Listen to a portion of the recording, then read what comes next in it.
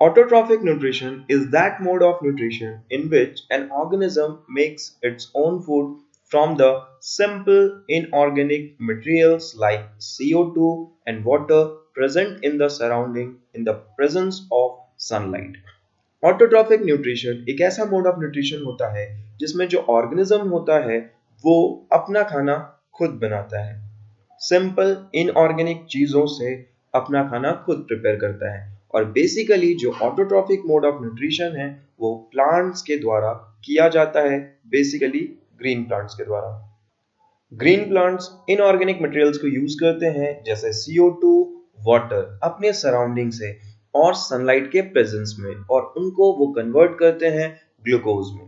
जैसा कि यहाँ पे शो हो रहा है, ऑटोट्रॉफ्स यूज कर रहे हैं सिंपल इनऑर्गेनिक मटेरियल को और उनको कन्वर्ट कर रहे हैं complex high energy molecules of carbohydrate. जो ग्लूकोज होता है वो कार्बोहाइड्रेट का ही एक टाइप है। तो ऑटोट्रॉपिक मोड ऑफ न्यूट्रिशन वो न्यूट्रिशन है जिसमें ग्रीन प्लांट्स अपना खाना खुद बनाता है, वाटर को यूज करके, CO2 को यूज करके, क्लोरोफिल और सनलाइट के प्रेजेंस में ग्लूकोज फॉर्म करता है, कार्बोहाइड्रेट का ही एक फॉर्म है। अगला है heterotrophic nutrition. Heterotrophic mode of nutrition is that mode of nutrition in which an organism cannot make its own food from simple inorganic food materials and depends on the other organisms for its food. Heterotrophic mode of nutrition में जो organism होता है वो अपना खाना खुद नहीं बनाता है बल्कि दूसरे organisms पे depend होता है और दूसरे organism ही उनके food होते हैं।